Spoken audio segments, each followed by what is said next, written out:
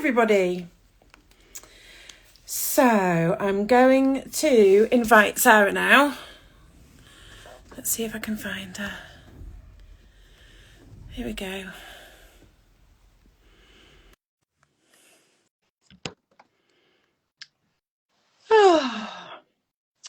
So today we're going to be having a chat with Sarah. I hope everybody's got a lovely drink and we're just going to catch up. If you hear crashing and banging coming from that way, that's my garage door going because my husband's going out. So hi everybody, give me a wave, let me know that I'm not here on my own whittering on to myself. The quilter's planner is here. Lorinda is here. Hello Bella Jo. And Thread and Tonic, what a great name. What a fantastic name. Oh,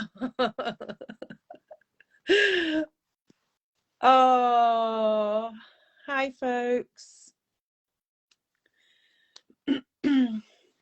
Sarah Ashford is unable to join. Let me try again.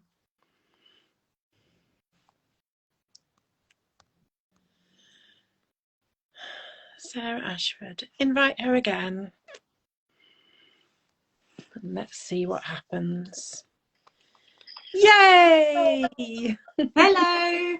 Hello, how are you? I'm good. How are you? I'm good, thank you. It feels a little bit less wintry outside. Yes, there's blue sky here and it's not quite as nippy as it has been actually, which is quite nice. Quite cold in the north. Oh, is it? Oh, Sally Kelly's here. Hi, Sally. Hi, Sally. I just saw that Quilter's Planner was on here, so Lorinda must be around somewhere. Oh, so hello, Lorinda. So how excited are you today? I know. Yes, it is. It's really exciting. My second book is out. So, yeah, I'm really thrilled that it's going out in the world and that people will be able to get hold of it. So I've got it here. This is it. Yes, you've got your copy too. Have you had a chance to have a look yet? I've had, oh no, that's the front, isn't it? Yeah, that's the front. Well, that's quite nice. I'll do the back, you do the front. Okay. I have had a look. I really love it. I really you have to say that, don't you? No, I don't have to say that. No, I really do love it. I think it's just very, very clear and kind of calm and straightforward and just takes you through the basics. It's really good. Do you want to tell us a little bit about it? It's aimed at beginner quilters. I think also it'd be good for like somebody who's doing A-level textiles or something like that. Yes, definitely, because it does touch on a lot of things that you do need to think about as a textile artist. You know, as you go into your practice, you do need to consider health and safety and the most efficient way to do things and the best way to do things. So yeah, I think you're right. I think it would be really good for that actually. And there's actually so much to rotary cutting. I hadn't really realised until I was invited to write this book, and I thought, oh, that sounds interesting. And then I kind of went down this rabbit warren of finding out about rotary cutters. So I've got a whole array of rotary cutters to show you. Have you? Yeah, I have, because I had all of the photos in the book I did myself. And I did. Oh, so they're all my pictures. So I worked with lots of different companies who sent me lots of different equipment to feature in the book. And so everyone thinks of a rotary cutter, they think of this, which is the 45mm, what I'd call the bog standard rotary cutter. But actually there's so many more variations than this. So even in the 45mm one, you've got, say, this one by Clover, so that you know, opens slightly differently. So that one, you're exposing the blade, pulling that bit back. And then this one is a So Easy one, and I think you just push that one away, and then this time you can expose the blade that way. Can you show us how that works again? Can you show us how you expose? The blade? Yeah, so see there's a little lever here, and then you just pull Right. it to expose the Brilliant. blade, so that one's nice. And then another one that I've been using quite a lot actually is this prim one. Yeah. So it's a really beautiful color, and that one you don't have a lever at all. It's just when you, I won't do it, but when you push down on the mat and then it just pushes it up. So that's quite nice. You don't have to worry about covering the blade, because I'm sure many of us are guilty of putting our blades back down on the mat like that, which obviously health and safety wise is not the best thing to do. So the nice thing about this one is it just sort of goes back on its own. It retracts on its own, so that's quite nice. It's a little so bit of a neurotic fear that I have, that I will leave it not open. safe. I'm terrified Yeah, of it, right. because And if you sort of, even if you drop it when the blade is exposed, you're going to damage something. Exactly. You don't want Your to damage foot, your most fabric, likely. your foot.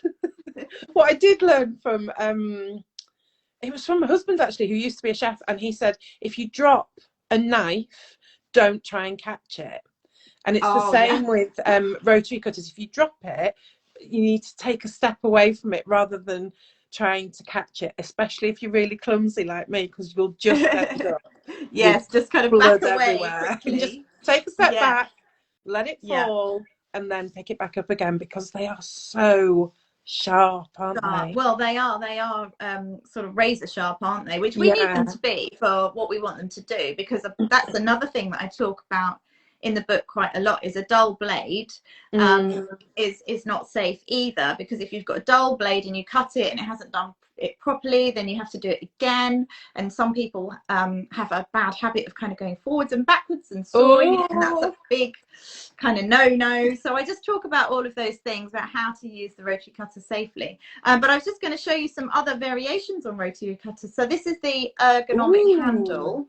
So this one is quite good if you don't want to put too much strain on your wrists, if you've got arthritis or tendonitis or anything like that. So that's an alternative one. That's actually a Fiskars one. And then I have another Fiskars one. So this is a giant one. Wow. Yeah, it's really big. So I have to confess, I don't really use this one. I would say this is more for dressmakers. If you are going through sort of thicker material, sort of canvasy material or upholstery type material, or maybe if you were cutting through multiple layers of fabric as well, because obviously that's more efficient time-wise, but you need to have a rotary cutter that's going to be able to cope with that number of fabrics that you're cutting. So that's the giant one.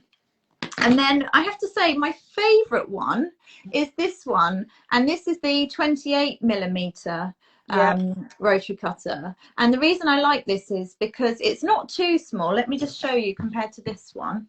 It's not too small, but it just gives you that little bit more precision when you're maybe going around a template, or when you're doing sort of curves. It just gives you a little bit more precision, and the more precise you are, the more accurate your sewing is going to be, and the more control you have, the safer it's going to be as well. So that's my one rotary cutter of choice a lot of the time these days. And then finally there's this teeny tiny baby one. It's like the 3 so that's the 45, and then this is the 18. So it's really tiny. So that would be really good for EPP, wouldn't it? Yes, EPP or tiny piecing. Some people like tiny piecing. So you would need something like that then. So that's the 18mm. It's so cute.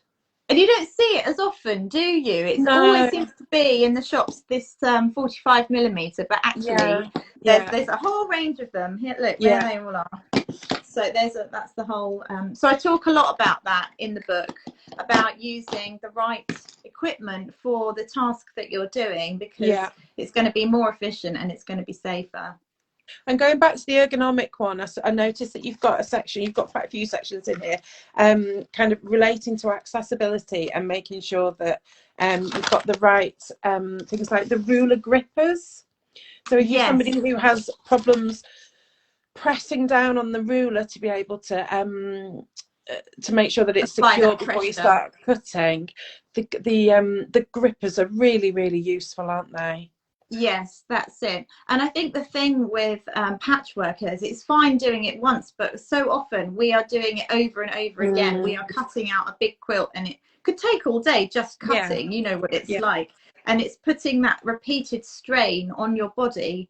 And yeah, so it's about finding ways to alleviate that strain and taking breaks. And there's a section in the book where I talk about stretches that you can do yeah, before, during, and after, and making sure your table's at the right height and yeah, your yeah. ironing board, and making sure that you are working safely, because if this is something that you're doing a lot, the last thing you want to do is give yourself problems or make any issues that you have already any worse, because you're doing something that you love, and we need to make sure that you're doing it safely. And protect your shoulders, because it's that kind of across the back of your shoulders when you've been at a sewing retreat or you've been sewing lots. It's always my shoulders, like across the top Yes. of my back, where you think, actually I don't know if I've been sitting in the right position.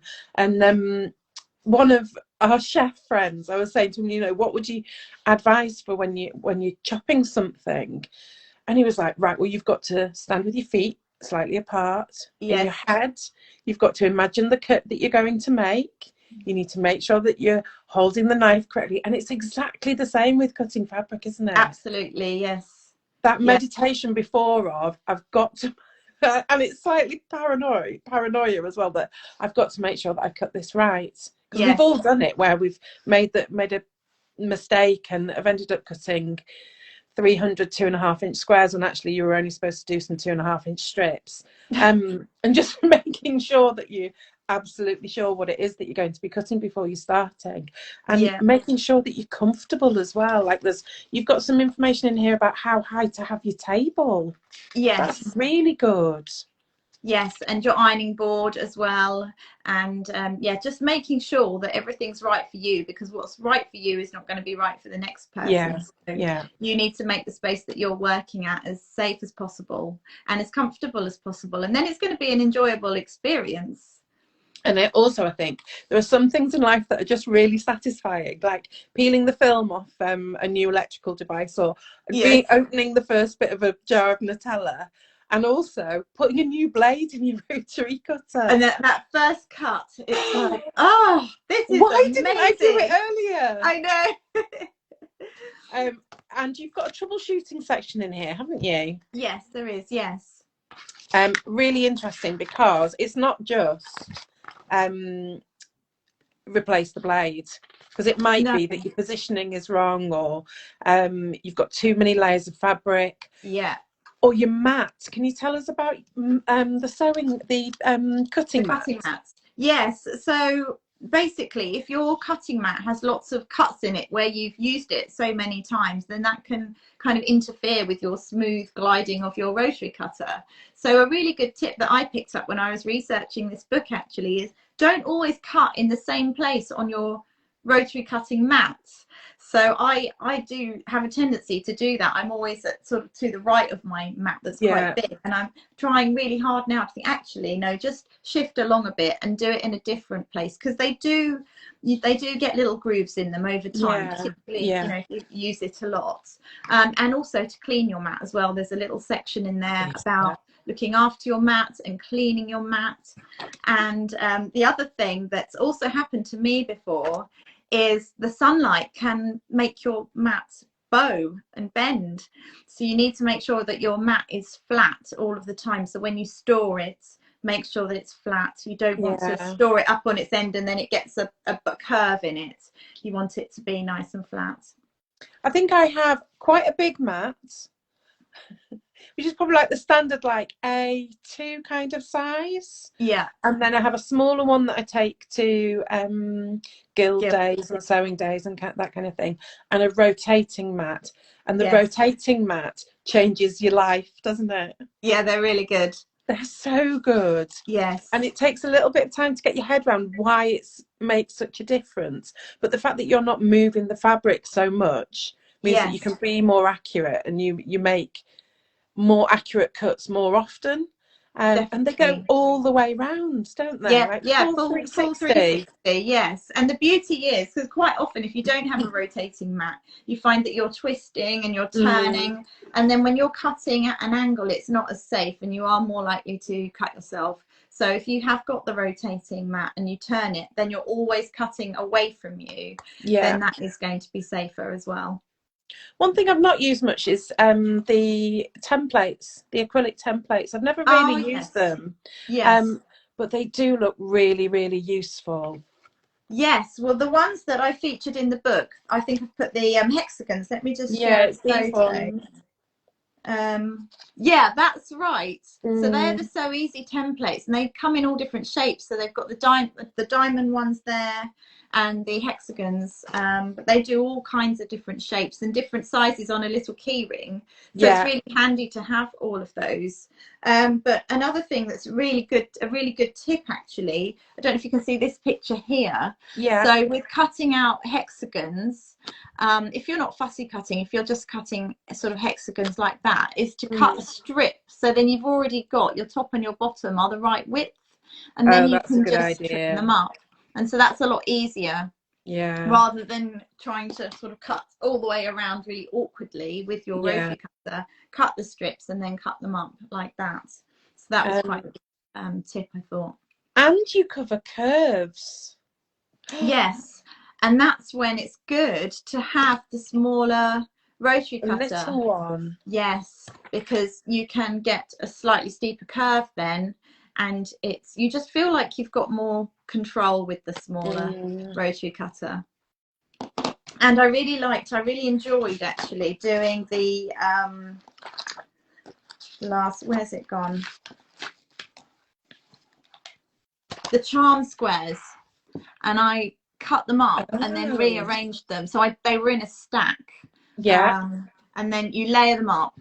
Yeah. You layer them up, and then you do a random diagonal cut with a ruler, and then you open them all out, and then you can change the placement, and it's so quick and so easy, and just really fun actually. Yeah, that does look fun. Yeah, I thought that was quite nice. It's really, and it's a handy size as well, isn't it? Yeah, just a little pocket size. And actually I thought it was a nice a compliment to my first book, Jump into Patchwork and Quilting, because that is a project book, and so that has got projects in it. And then so this one's a guide, and your other book is project book. That's right. Yes. Yeah. Very lovely. Oh, rulers. What would you have as like your first batch of rulers? Well, I've got my favorites. Everyone has a different opinion on their favorite, but I think it's pretty important to have the one that's 6 inches by, or 6.5 by 24. The long thin one, you know what I'm talking about. And then I also have the one that's 12 by 6.5. So it's sort of half the size, because you don't always want to be wielding around a great big long ruler. No. And then also I've got a 12.5-inch square ruler. Yeah. So that's really useful, just a square, and then a smaller, I think is it 4-inch square one, the standard size? Yeah. That's really handy. So I don't have hundreds of rulers. I mean, no, I don't. No, I find that I use those ones time and time again, actually. And I think my I can't remember if it's a 6 or 6.5-inch square one, is probably the one that I use most often. And I've got my name on all of them. That's a really good idea. Yes, because if you go to a guild and everyone's got the same brand of ruler, do you have a brand preference for your rulers? Not really. I'm kind of a little bit of a floozy in that respect. I like the Omnigrid ones. Yes. Just because they're so clear. But no, not really. Do you? I do like the Omnigrid ones, and I also like the So Easy ones, because I find that the lines on the So Easy rulers are a little less busy. Let me just grab, I've got them here.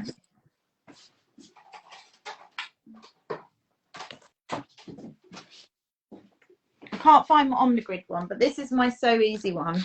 Yeah. And the lines, I like that the lines are quite thin.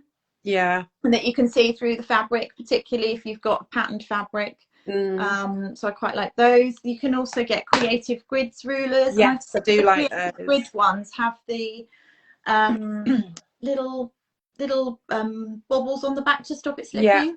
Yeah, and I got some stickers the other day to put on my rulers to stop them from wriggling about a bit. And there's lovely heart-shaped ones that you can get now. So I've got some of those to put on. Yeah. Oh, that's nice. What I would say is, if you're choosing a ruler, try putting it on some fabric and looking at it, because it just seems like some people's eyes like one kind, other people's eyes like a different kind. You just got to find one that that kind of works for you. Yeah, definitely. And write your name on all of them. Yeah, that's a really good tip. The only other thing that I would like is like some way to always pick up my ruler the right way round. Oh yes, because you look, you've got it. You have to flip it then, don't you? Yeah, it's not right, and you can tell as soon as you put it down, it will slide too much if it's the wrong way. You can tell actually.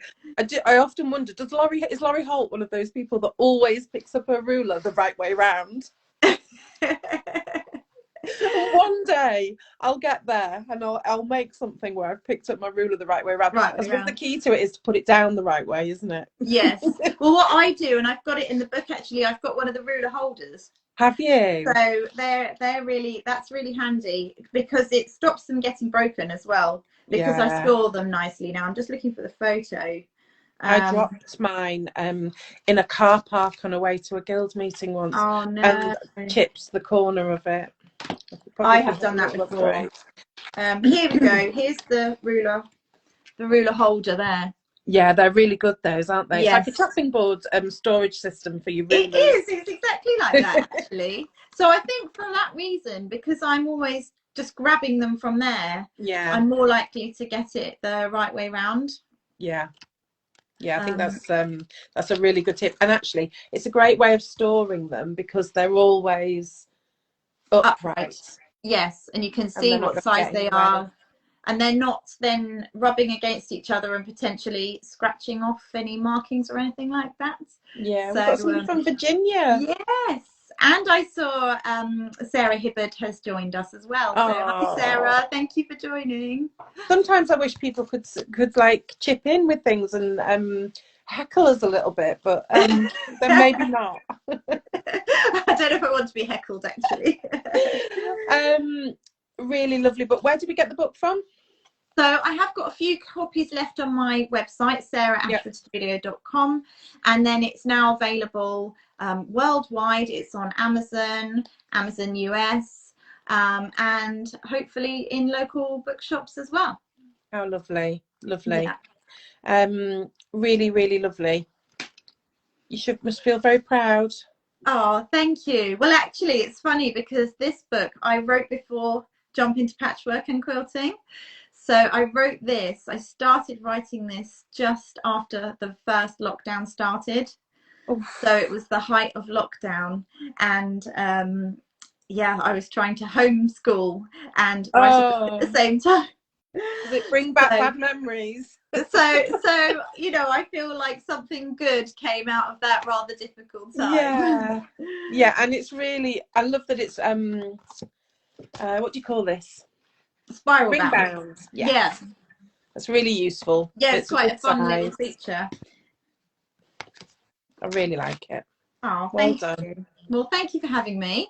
You're very welcome. Have you had a look at our brand reps this week? Kirsty Lorna Proctor is absolutely knocking it out of the park with her Stay Gold collection. It's so cute. Oh, I saw a little bit. I'm going to have to take another look. Have a look, because she's made a quilt with the Kona sheen in the gold to kind of coordinate with Stay Gold. It looks really good. I'm very amazing. Very Are you selling the kits for those then? We're not selling the kits for them, but the fabric's all available on the website. Very nice. And everybody needs to make sure that they're signing up to the newsletter, don't they? They do. Oh yes, they do.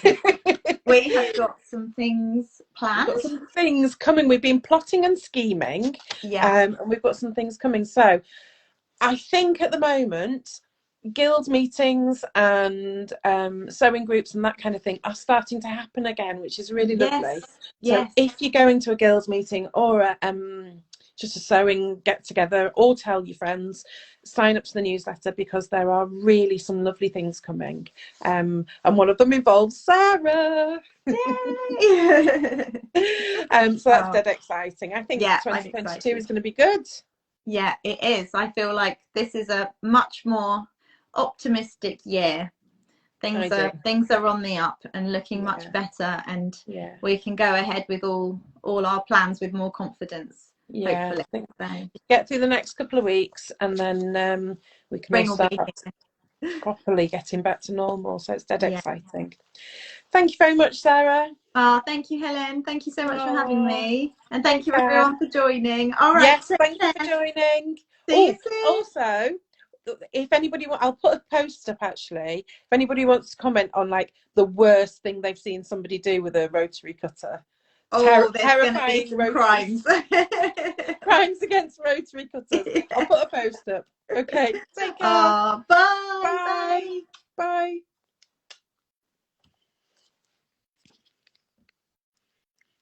Bye, folks.